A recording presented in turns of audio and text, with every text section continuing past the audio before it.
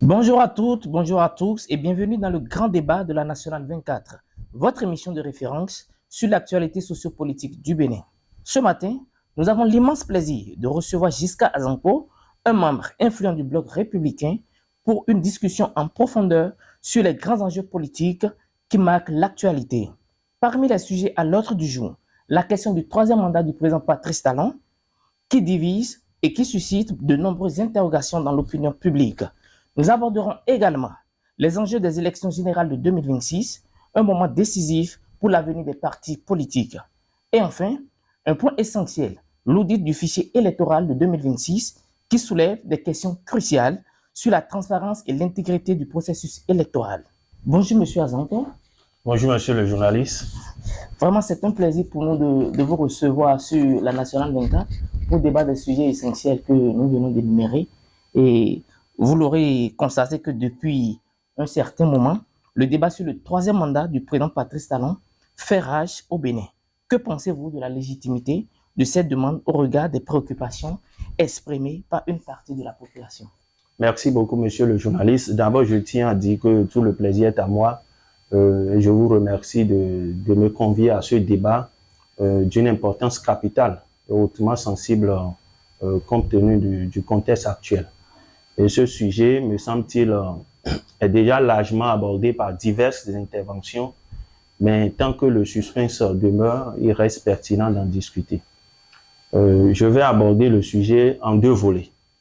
Le premier volet, je vais faire une appréciation subjective comme tout le monde et par la suite apporter ma clarification scientifique à ce débat en cours. Vous savez, tout comme moi, que depuis son accession au pouvoir dans notre pays, le président Patrice Talon a pris une place centrale dans le débat politique national. Il s'est distingué, s'est positionné comme ce leader politique qui accorde une grande place à la parole donnée, une place importante à la parole donnée. Et donc, d'ailleurs, tant ses détracteurs que ses partisans lui reconnaissent cette capacité, cette cohérence de respecter ses engagements, quels que soient les enjeux. Vous, Monsieur Giscard, vous parlez en qualité de membre influent du parti Bloc républicain ou bien vous parlez en tant qu'observateur, juriste, informé, observateur? J'ai été clair au départ que une de mes appréciations sera subjective et je tiens à faire cette appréciation, cette analyse en tant que membre du Bloc républicain, un parti de la mouvance. Et donc, quand vous parlez de la crédibilité, du respect de la parole, il faut asseoir tout ceci sur les engagements. Et les engagements ne sont pas isolés. Les engagements sont assis sur les tests, les lois que nous nous sommes donnés. Donc, tant que les tests lui donnent cette opportunité de briguer encore un second mandat, il le fait. Je crois que c'est un sacrifice et il faut le saluer pour ça. Donc, tout le temps, il est resté cohérent dans la mise en œuvre de ses actions, son programme. Et aujourd'hui, cette cohérence constitue le socle sur lequel repose cette crédibilité. Et donc, si vous le permettez, le président Patrice Talon, je crois que nous devons arrêter le débat et je tombe déjà dans la seconde phase de mon analyse pour objectivement apprécier la situation. Nous, on ne fait pas dans le dilatoire ou bien dans du bavardage inutile comme certains qui pensent que le Bénin est déjà dans une nouvelle république. Non. Objectivement, il faut dire, même si c'était le cas, il faut reconnaître qu'un être humain n'a qu'une seule vie.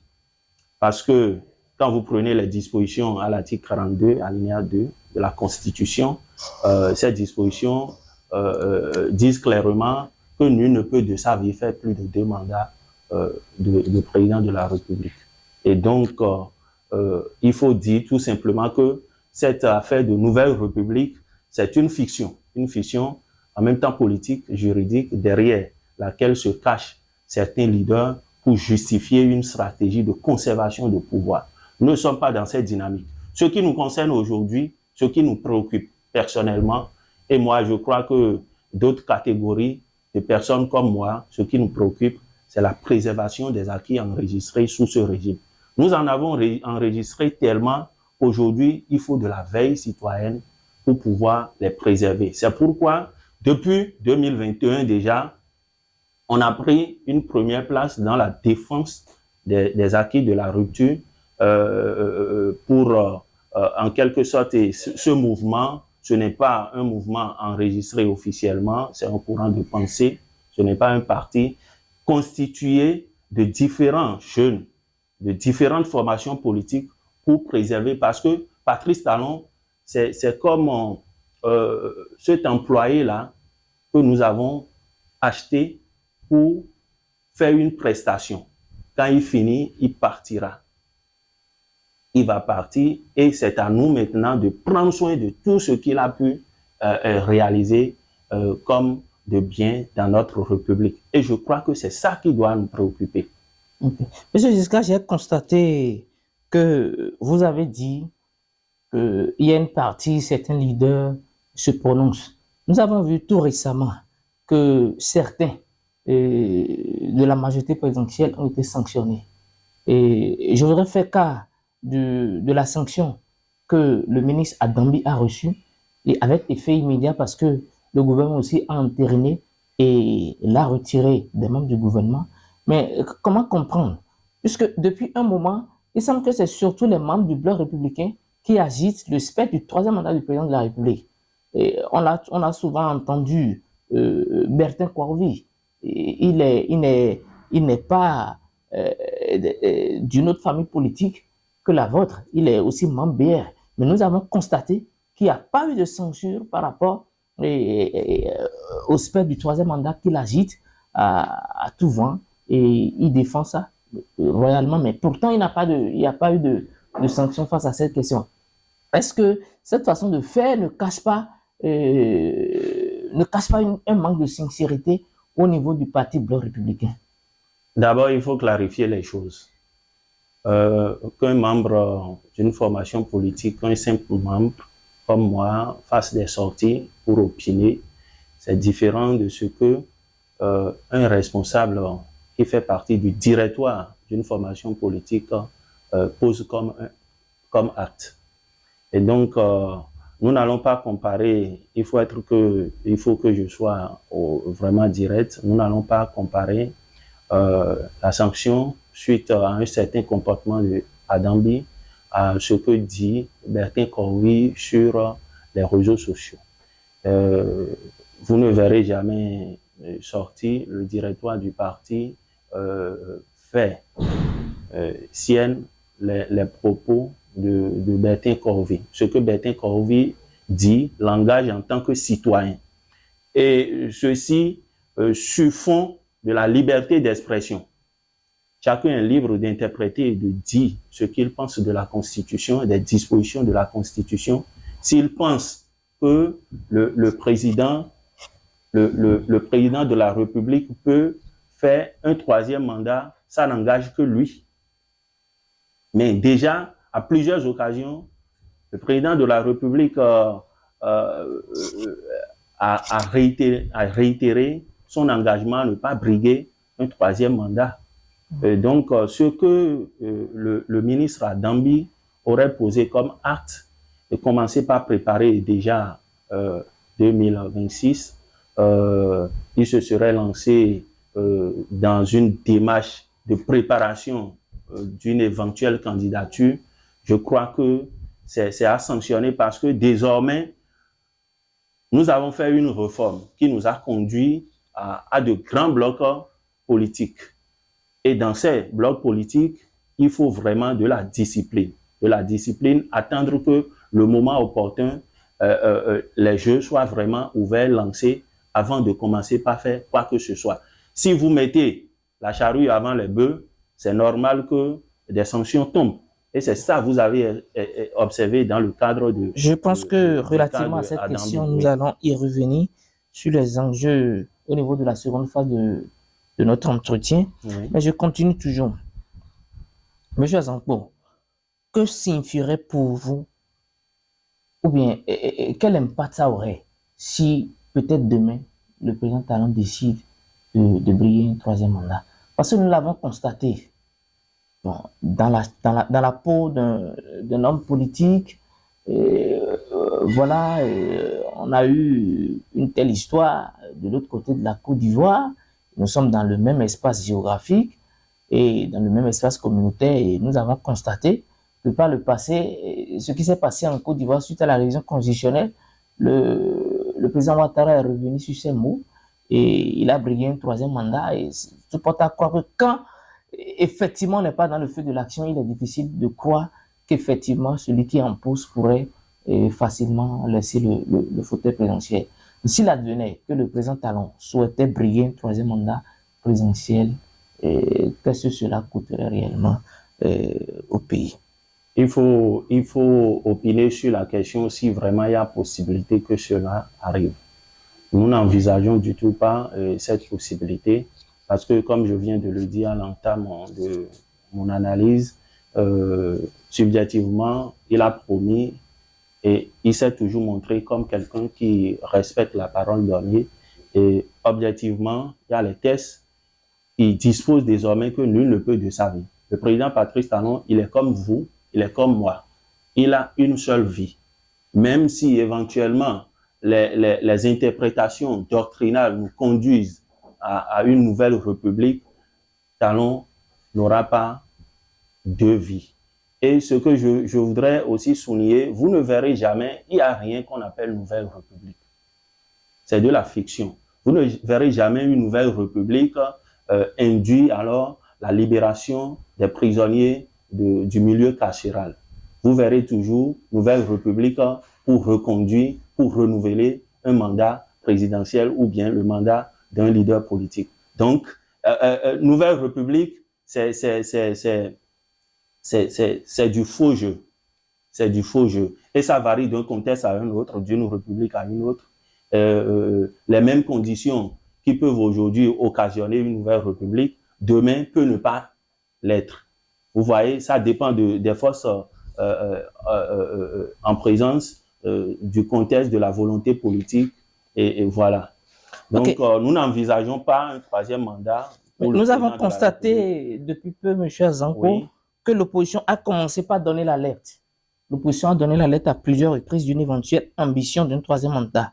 Quel est votre avis sur cette accusation et comment répondez-vous aux critiques sur la concentration du pouvoir au niveau de la majorité présidentielle? Je crois que, comme moi, le président Patrice Talon n'est pas fier ne peut pas être fier de cette opposition, puisque l'opposition n'est pas dans l'effort. Moi, à leur place, je serais en train de me concentrer sur les élections de 2026, puisque les enjeux là-bas sont de taille. Ce que je vais tout simplement dire, l'opposition se voit dans une obligation, au lieu de réfléchir aux questions réelles, se voit dans une obligation de sortie quotidienne. Il faut qu'on dise quelque chose pour que le peuple sache que nous sommes là. Sinon, ce débat de troisième mandat est vidé. Ce n'est plus d'actualité. Mais pourtant, vous verrez chaque fois les opposants revenir là-dessus. C'est pour donner l'impression que, alors, nous sommes les gardiens du temple, on est là pour vous, pas que le peuple les calcule. C'est juste une impression idole. Donc, cette opposition n'est pas dans l'effort et il ne mène pas de très bonnes réflexions, selon moi. Ce que je vais dire, quand vous voyez le président Patrice Talon, il est quelqu'un, il a un sens aigu du contradictoire. Il aime le débat. Il n'est pas comme certains.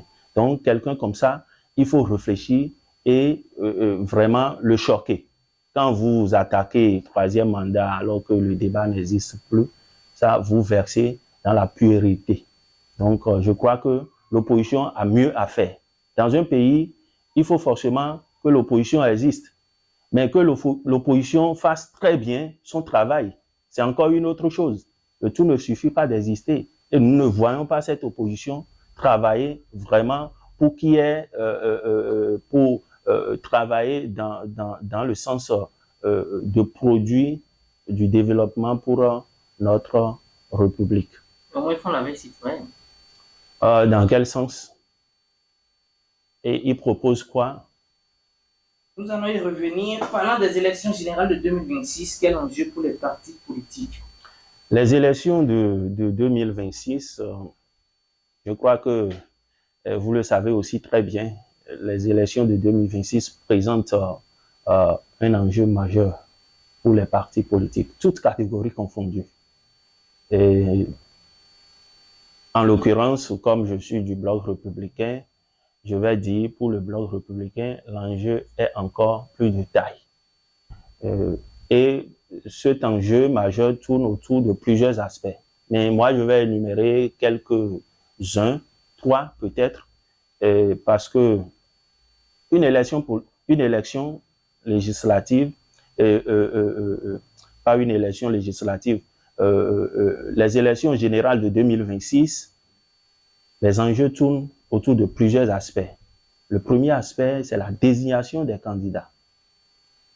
La désignation des candidats. Le second aspect, c'est la proposition concrète d'un programme.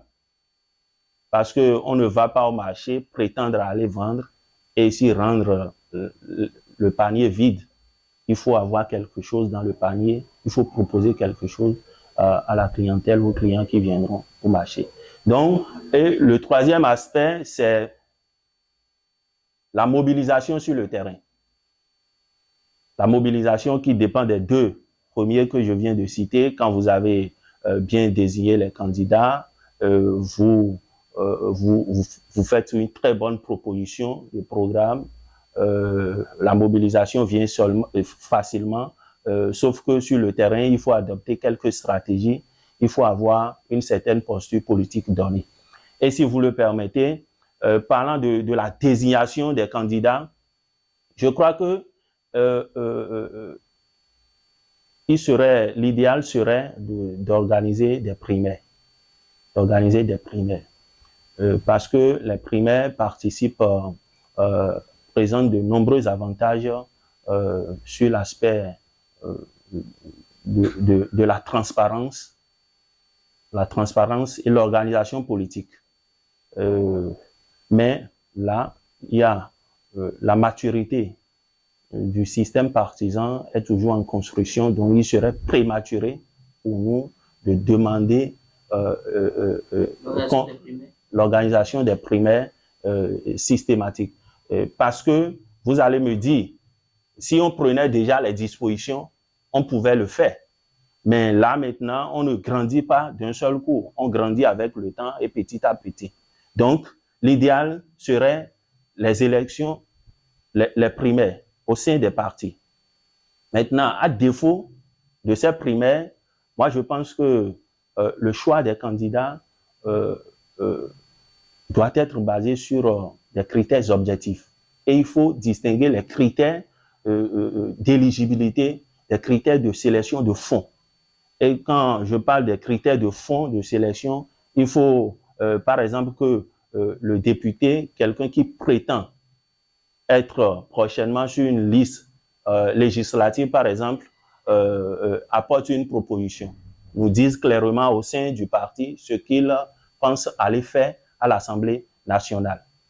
Donc, c'est pourquoi il est inconcevable d'ailleurs de voir quelqu'un qui se proclame déjà potentiel candidat, mais qui n'est pas en mesure de décliner manifestement son programme, le programme de sa législature. Et c'est pourquoi, vous m'excusez, c'est pourquoi nous, on s'active déjà pour adresser au directoire de notre parti politique certaines propositions. Et nous pensons que la prochaine législature a des défis terribles. Le premier défi, par exemple, il faut que le Bénin ait désormais son code civil. Ça, c'est du ressort des législateurs, du Parlement, des députés. Le code civil que nous utilisons au Bénin, vous savez de quelle année il date? De 1958. Mais c'est le code civil de 1804 français que le Bénin a hérité. et qu'il utilise jusqu'à ce jour. Alors que nous avons pu faire quand même des efforts significatifs. On a aujourd'hui un code des personnes et de la famille, un code foncier, et bien d'autres initiatives qui montrent qu'avec un peu d'efforts, on peut avoir un code civil. Donc, ce n'est pas impossible. Voilà, par exemple, un enjeu majeur de la prochaine législature. Nous sommes en train de proposer également à l'endroit en faveur de cette jeunesse une allocation, comment on appelle, une prime de chômage pour les jeunes.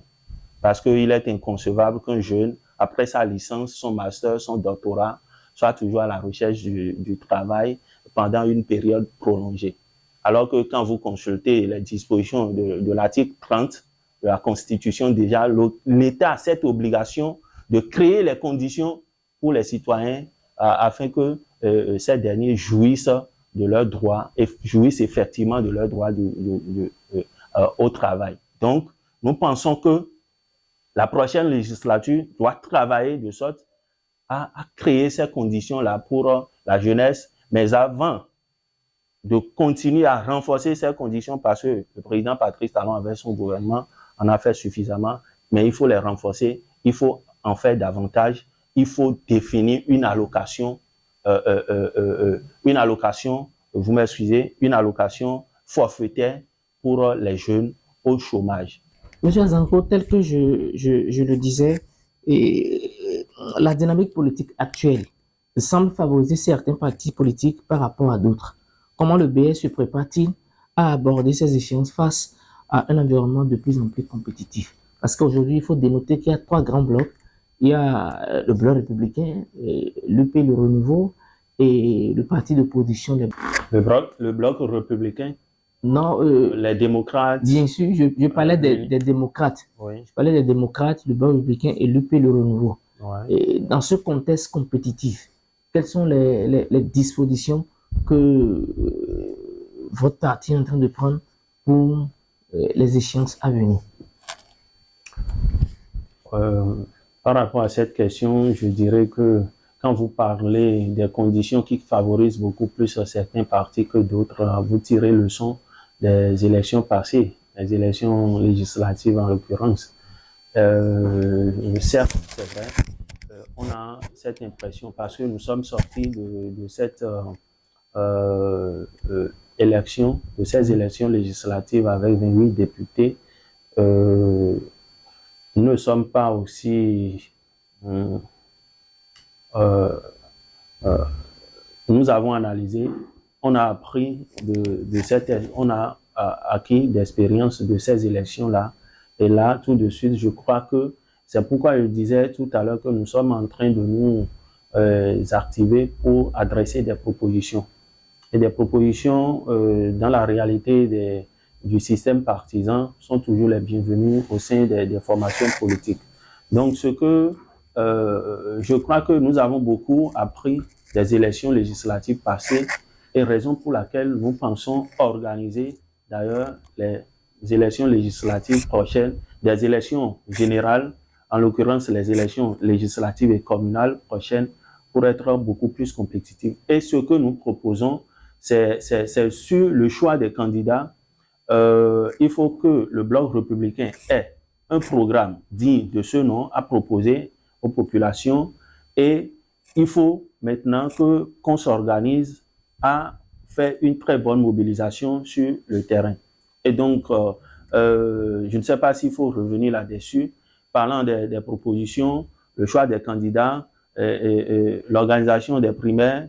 Nous ne sommes pas encore à cette étape parce que je pense que la construction de la maturité du système partisan est toujours en cours. Ça va venir, c'est l'idéal. Mais pour le moment, nous sommes en train de proposer que le choix des candidats repose sur des critères objectifs connus des militants du parti, de différents partis politiques, du bloc républicain en l'occurrence. Et parlant des programmes, il faut que pour chaque élection communale, on ait un programme bien défini qui viendra du parti et non de différents candidats sur une même liste. C'est ça qui exprime d'ailleurs la cohérence au sein des formations politiques. Donc, pour l'élection communale, il faut une proposition de programme. Pour les élections législatives, il faut aussi que le parti ait un programme qui sera l'agrégation de différentes propositions venant de militants, de potentiels candidats. Et enfin, une proposition concrète aussi de programme pour l'élection présidentielle. Donc, la mobilisation, ce que nous allons proposer très prochainement à notre formation politique, c'est de faire en sorte que pendant la période, la campagne électorale, on n'aille pas en rang dispersé, qu'on soit vraiment cohérent sur le terrain. Il ne faut pas que pour un meeting dans Agla, par exemple, que le militant lambda du bloc républicain ou qui était à un poste de responsabilité dans la cellule de base ne soit pas informé avant l'arrivée, par exemple, des grands leaders dans cette zone-là, pour ne pas créer de la frustration. Donc, une cohérence. Il faut veiller toujours à ce qu'il y ait une inclusion, une cohérence dans tout ce que nous faisons comme activité au sein des partis politiques. Donc, pour récapituler, il faut la désignation des candidats. Nous allons y veiller pour que cela soit vraiment transparent. Il faut maintenant qu'on élabore scientifiquement et politiquement notre programme pour les différentes élections et il faut maintenant qu'on s'organise pour avoir un calendrier bien dressé pour la campagne électorale des élections de 2026. Voilà en quelque sorte ce que nous sommes en train de vouloir proposer à notre parti politique. En 2021, les réformes électorales ont profondément modifié le paysage politique. Est-ce que ces réformes auront un impact sur les résultats des élections 2026 et la représentativité des partis politiques? Parce que en 2021, il y a beaucoup de réformes qu'on a vu naître et on a vu les élections présidentielles qui se sont bien déroulées, où on a parlé du parrainage et tout. Et 2026, c'est une année charnière de test, je dirais, pour les élections générales les élections générales, savoir les communales, les législatives et les présidentielles. C'est toutes ces réformes-là, de façon significative, avec aujourd'hui les questions des 20% qui fait couler beaucoup d'encre, surtout au niveau de l'opposition. Or, l'opposition et le bloc républicain tout dernièrement, et leur représentativité, ils ont une représentativité égale. Est-ce que vous êtes sûr de véritablement tenir face à ces exigences-là? Je crois que d'abord, je vais parler... À la longue, les deux partis politiques qui soutiennent la majorité présidentielle finiront par aller faire une coalition et on saura que bon, il y a un cadre quand... Les coalitions ne se feront pas tous azimuts. Les conditions sont bien détaillées, sont bien définies dans le code électoral. Mais je crois qu'avant, il faut parler des démocrates. Les démocrates n'ont pas aujourd'hui à craindre les 20% sur le terrain. Parce qu'ils se réclament aujourd'hui du parti étant le parti du peuple. Quand vous êtes parti du peuple, il n'y a pas de raison à craindre les 20%. C'est comme si déjà c'est garanti pour eux, ils auront les... Donc, je note une contradiction. Donc, au-delà de ça, les 20% qu'il faut forcément réunir pour les élections législatives, parce qu'il faut préciser, les 20% concernant les élections législatives. Je crois que c'est au niveau des dispositions à l'article 146 du Code électoral. Il faut, pour avoir droit à un siège à l'Assemblée nationale, très prochainement, il faut réussir à réunir 20% des suffrages valablement exprimés dans chaque circonscription électorale. Il y a l'autre opportunité qui est donnée aux partis de faire une coalition parlementaire. Donc, ça veut dire que deux partis peuvent se mettre ensemble pour travailler sur le terrain. Mais avant que les 20% ne soient sommés pour les deux partis dans chaque circonscription, il faut que chacun déjà ait 10% au plan national. Donc, l'enjeu est aujourd'hui grand. pour tous les partis politiques, toutes catégories confondues. Donc, je crois que la concentration doit être de mise et orientée dans le sens de la stratégie politique. Quelle posture adopter aujourd'hui? Et je crois que ça participe aussi au renforcement du système partisan. Tout ce qui se fait, 20%, 10%, coalition, il y a coalition aussi au niveau communal pour désigner le maire. Tout ça, là, ça renforce, c'est pour conduire les petites formations politiques à se réunir pour donner de grands blocs politiques. C'est toujours une cohérence qui s'observe. Nous allons y arriver, quels que soient les enjeux, quelles que soient les difficultés. On ne peut pas initier une réforme et du jour au lendemain dire qu'on a échoué alors que vous venez de le dire. Ça va être une deuxième expérience pour cette réforme du système partisan et je crois qu'elle va grandir davantage. Nous n'allons pas nous décourager en si peu de temps. On doit travailler. On ne doit pas mener une politique d'autruche ou se comporter comme des cafards. Quand il y a difficulté, c'est en ce moment où on se montre homme pour les affronter et ce n'est que comme ça que nous pouvons construire, renforcer les acquis dont je parlais. Ok. Merci, M. Azanpo. Et toujours parlant des échéances de 2026, nous avons parlé du troisième mandat du président Talon. Nous avons parlé des dispositions pour les élections générales de 2026, les enjeux pour les partis politiques. Et à présent, il y a une question sensible parce que avant l'élection de 2026, il faut une préparation en amont.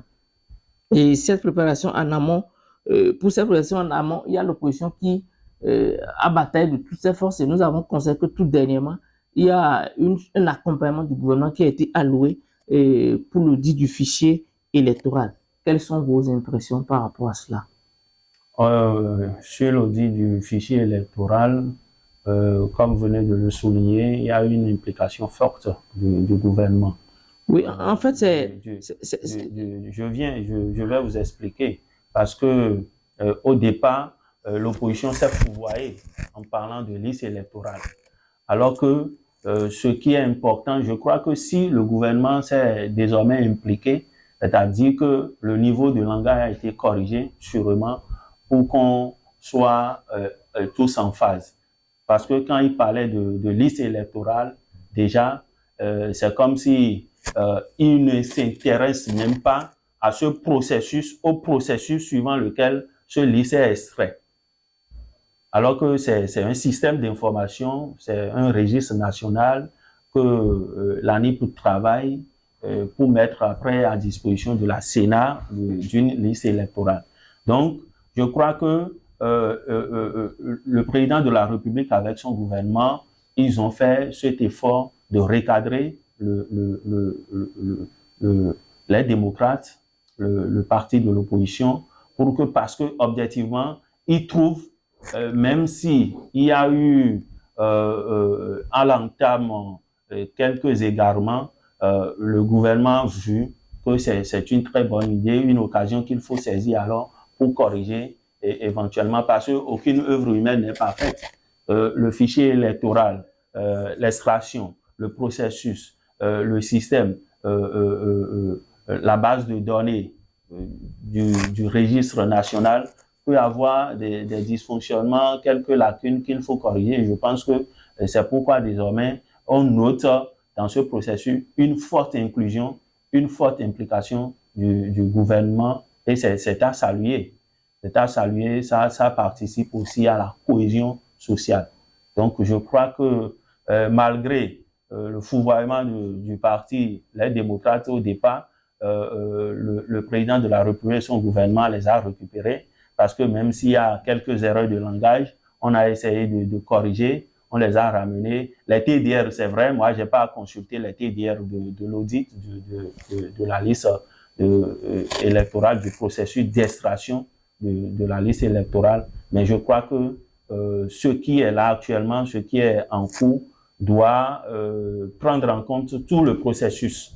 Parce que l'audit de la liste électorale, en réalité, était déjà prévu parce que cette liste sera affichée et chaque citoyen aura, c'est une sorte d'audit, aura l'occasion d'aller consulter et d'apporter des corrections. Chacun des partis politiques aura cette occasion aussi de souligner des incohérences sur cette liste. Donc, ce qui est plus important, c'est tout le processus jusqu'à l'extraction définitive et je crois que c'est ce qui doit être en train nous avons constaté que dans l'audit du fichier électoral, nous avons constaté que les partis de la mouvance présidentielle ne se sont véritablement pas intéressés à la chose. Parce que nous avons constaté qu'effectivement, bien que le gouvernement ait alloué des ressources, l'UPR, je peux citer ce parti d'envergure, quand on a demandé à certains députés de la c'est pas que le BR n'est pas parti d'envergure. Non, non, oui, non, je n'exclus pas aussi le BR. Oui. Je n'exclus pas le BR, mais j'ai connu que les partis de la mouvance présidentielle ne se sont véritablement pas associés à la chose.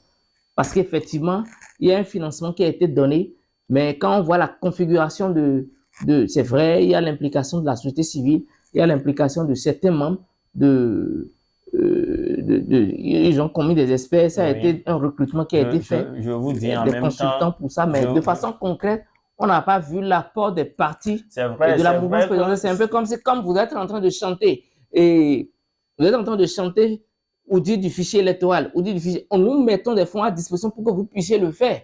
Et nous jouons à la carte de désintéressement.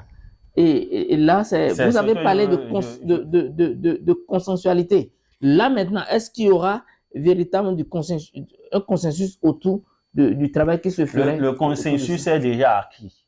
Et cette initiative, c'est vrai que c'est le parti, les démocrates, qui a eu l'idée d'auditer alors la liste électorale. Et je vous dis que ce n'était pas le bon langage parlant de liste électorale. On a pu corriger tout ça et le parti, l'UP, le Renouveau, est le premier à dire que la liste électorale viendra à un moment donné et que le temps qui sépare la production de cette liste aux élections ne sera pas suffisant pour organiser. Mais finalement, ça a été corrigé. C'est pas que les partis de la mouvance sont désintéressés. Ce qui se fait, cette initiative est républicaine. Ce n'est pas, l'audit n'est pas commandité par les démocrates, ni par l'Union progressiste, le bloc républicain. Mais c'est désormais la République qui a voulu que cette activité soit, compte tenu de sa pertinence, de notre vision des enjeux qui sont en vue. Donc, ce n'est pas en réalité un truc partisan. Ce n'est pas partisan. Est-ce que ce n'est pas pour éviter la manipulation que les partis de l'opposition ont commencé par décrire très tôt que le fichier électoral soit véritablement analysé? Est-ce que ce n'est pas pour éviter les manipulations que les partis d'opposition ont commencé par créer très tôt? Et si c'était qu'ils ne le faisaient pas à temps, peut-être que, je ne suis pas dans le secret des dieux, mais peut-être que le gouvernement prévoyait faire peut-être un audit avant d'extraire la liste électorale. Mais la période qui serait, et le temps qui serait dévolu à cette étude n'entrerait pas déjà dans l'extraction de la liste électorale où on n'aura pas suffisamment de temps pour le faire. Et ce n'est pas pour craindre la manipulation, c'est pas pour craindre. Quand vous parlez de manipulation, qu'est-ce que je dois comprendre? Parce que c'est partant de la déclaration des partis de l'opposition. Si par exemple je demande à ce que... Si le fichier, la liste électorale n'est pas bien conçu, c'est présumé que c'est directement en faveur des partis de la mouvance, c'est ça? Moi, je ne peux pas comprendre ça parce que ceux qui sont sur la liste, nous ne savons pas à eux tous leur connotation politique. Ils sont de quelle obédience, ils sont de quelle formation politique. la liste électorale n'a pas de couleur politique. Donc, dire de go que c'est pour éviter la manipulation et que ça favorise beaucoup plus, je crois que c'est une aberration. C'est une aberration, sinon, c'est toutes les formations politiques qui seraient pénalisées si la liste électorale n'est pas bien conçue. Donc, c'est pourquoi, d'ailleurs, cette implication du président de la République lui-même et son gouvernement pour en faire désormais une activité républicaine. C'est-à-dire que, et en partie, il faut saluer, je m'en voudrais de ne pas le dire, il faut saluer le parti Les Démocrates qui a eu l'idée. C'est peut-être une suspicion, d'ailleurs légitime, parce que le jeu politique, les élections, c'est un rapport de force, mais pas jusqu'à ce degré-là où on peut manipuler la liste électorale en faveur d'un parti politique au détriment de l'autre. Je n'y crois pas trop. On sait que chaque parti politique, bien que le système partisan soit en vogue au Bénin, on reconnaît que chaque parti politique a son fief. Et en l'état, c'est possible parce qu'on a considéré que les élections 2023, d'autres sont allés pour voter mais n'ont pas retrouvé leur nom dans là où ils sont censés voter, ou peut-être que le nom se retrouve à des kilomètres donnés. Monsieur le journaliste, je vous arrête parce que ceux qui n'ont pas retrouvé leur nom là, ils étaient de quelle formation politique? Ils étaient les démocrates? On ne saurait le dire, mais je suis il y a la question de la même manière, vous avez retrouvé des gens qui sont peut-être démocrates, ils n'ont pas pu voter parce que leur nom ne figurait pas sur la liste. De cette même manière, il y avait des blocs républicains, des militants UP, le Renouveau, qui n'ont pas pu voter parce que leur nom... Et ça, c'est objectif parce que ce qui est produit, on ne peut pas espérer une perfection. Tout ce qui se fait comme œuvre humaine est toujours perfectible. Donc, quelques erreurs, et c'est à ça nous veillons cette fois-ci quand nous avons accepté, audité la liste électorale. Et je crois que nous sommes dans l'inclusion, nous sommes dans l'implication active, nous sommes dans la cohérence avec la cohésion sociale qui doit être de mise dans un État comme le nôtre. Donc, nous devons arrêter et je dirais, ces idées préconçues, suspicions de manipulation de listes, fichiers. Le G, en réalité, c'est du passé. Un passé très lointain. Manipulation, les fraudes, nous sommes en train de dépasser cette étape-là. Et ce qui se fait aujourd'hui, c'est un combat réel, politique sur le terrain. C'est à ça tout le monde se prépare. Et le parti, les démocrates, le comprend très bien. Très bien. C'est pourquoi je me dis, avoir cette compréhension et en même temps aller dormir, ne pas être dans l'effort, ne pas travailler pour préparer les élections, parce que je ne les vois pas se préparer concrètement. Mais vous n'êtes pas membre du Parti démocrate, peut-être qu'ils ont leur stratégie à eux. Vous ne pourrez quand même pas dire qu'ils ne sont pas en train de travailler. Ils ont leur politique à eux, ils ont leur stratégie à eux. Ouais. Donc, dire qu'ils ne sont pas en train de travailler, qu'il serait mieux d'aller travailler, est-ce que c'est... Sinon, vous voyez une organisation à leur niveau? Non, bon, moi, je ne saurais le dire. Moi, je ne suis qu'un observateur et j'observe tel que les partis politiques sont en train de s'organiser pour les joutes électorales. Je ne pourrais quand même pas dire que le parti Les Démocrates ne font pas ce qu'ils peuvent. Au moins, on voit des sorties, on voit des conférences de presse. Nous n'allons pas faire ce débat. Ils essaient de déclarer ou ils essaient de dénoncer. Mais par contre, Monsieur Azanko, il faut comprendre, actuellement sur le terrain, moi je vois deux formations politiques qui véritablement mouillent le maillot. Ça, je le dis, c'est mon regard d'observateur et d'analyste dans ce sens. Je ne vois pas véritablement le bloc républicain en train de mouiller le maillot, sauf Bertin Kouaoui, qui est dans cette quête de troisième mandat, a chanté à tout bout de champ que le président Patrice Talon doit être reconduit pour un troisième mandat. Je dis, les propos de Bertin Kouaoui sont restés des analyses de simples citoyens. c'est vrai, il est membre. Bon, au moins, lui, il est en train de faire quelque chose pour républicain. qu'on sache que le bloc républicain est en train de mener des actions.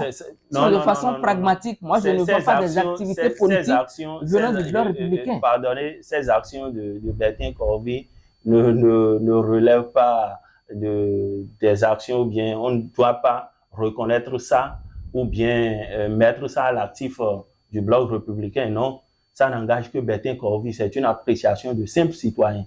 Et Bertin Corby n'a pas ce pouvoir de mettre pression à talons de briguer un troisième mandat. Donc, ce qui se dit, c'est un débat et je pense que c'est sous le sceau de la liberté d'expression. Je ne refuse pas, monsieur Azanko. Les activités... Je pense que cette question, nous l'avons vidée. Je suis revenu pour dire, Bertin Corby est le seul membre du bloc républicain qui actuellement fait parler de lui pour qu'on sache qu'effectivement le bloc républicain à travers lui est en train de faire quelque chose. Même si au-delà de tout, il ne mène pas une analyse objective, au moins il sort et on sait que c'est sa coloration politique sur le bloc républicain. Sinon, de façon tangible, à la date d'aujourd'hui, moi je constate que le bloc républicain n'est pas véritablement actif sur le terrain tel que l'UP le Renouveau le fait, ou tel que le Parti Les Démocrates le fait. Nous allons, si vous voulez, nous allons faire la comparaison objectivement. Vous allez me dire concrètement ce que l'UP, le Renouveau fait sur le terrain, les démocrates, et ce que le BR ne fait pas. Le BR, dans un passé récent, avait enclenché le processus d'auditer, voici ces cellules de base. Tout ce qui se fait là actuellement n'est pas une activité de masse sur le terrain. Donc, il y a une discipline qui est respectée au sein des formations politiques. Ce qui se fait également au niveau de l'Union progressiste, c'est à l'interne. Moi, je ne vois... vous parlez de quelle activité? Monsieur Azanko, je ne refuse pas. Je pense que c'est... Moi, je suis... Il y a un travail qui se fait à l'interne du bloc républicain. Un travail qui se fait et en son temps, vous verrez le fruit de ces travaux-là. C'est ce que nous souhaitons. Nous sommes en train de c'est ce que nous souhaitons. Nous, en tant que citoyens lambda, nous souhaitons véritablement qu'il y ait un combat politique et qu'il y ait véritablement, comment je dis, le challenge. C'est ça nous voulons sentir. Effectivement, c'est pour cela qu'on dit. Je suis parti de votre impression ou bien du fait que vous avez dit que les démocrates ils doivent normalement travailler. Je suis parti de là. Effectivement, ce que je dis, quand je dis travailler... La dénonciation aussi, c'est un travail. Quand vous allez prendre tout votre temps à dénoncer, vous allez vous retrouver après comment on appelle, dans l'inactivité. Parce que dénoncer, c'est la plus facile des choses. Mais avoir un document programmatique concrètement à proposer demain vous sera difficile. J'ai vu récemment des sorties de la part de certains militants, les démocrates, qui s'attaquent à certaines lois, la loi sur l'embauche de 2017. Merci, monsieur Azanko. Je pense que nous allons revenir. Je pense que si nous allons revenir. Il y a la technique qui commence déjà par nous donner des signaux. Si moi j'étais à la place du parti politique, les démocrates, je dois être là actuellement en train de travailler sur la documentation, le programme concrètement. Parce qu'il n'y a aucun programme politique, nulle part au monde, qui soit basé sur la critique de la gestion de l'autre. Mais quand même. Quand vous allez prendre tout votre temps à faire ça, vous serez Monsieur Azanko, nous allons revenir parce que de façon concrète, vous n'êtes pas membre du parti Les Démocrates et par conséquent, vous ne savez pas ce qui se fait à l'interne. Je proposerais que vous laissiez le débat d'organisation stratégique aux membres des partis démocrates et je pense qu'ils sont en train de faire. Si effectivement ils se disent principal parti de l'opposition, il faut présumer cela. C'est ce que vous semblez. Merci, monsieur Azanko. Je pense que nous sommes en train de venir à la conclusion de notre entretien sur notre émission de Grand Débat et je voudrais demander votre mot de fin. Je crois que c'est un plaisir pour moi d'être sur ce débat. Grand débat, vous l'avez appelé. je voudrais m'adresser à la jeunesse béninoise et celle de la 18e circonscription, et en l'occurrence, que nous devons continuer à travailler ensemble pour que nos préoccupations soient entendues et prises en compte. Et c'est d'ailleurs pourquoi je suis à l'écoute.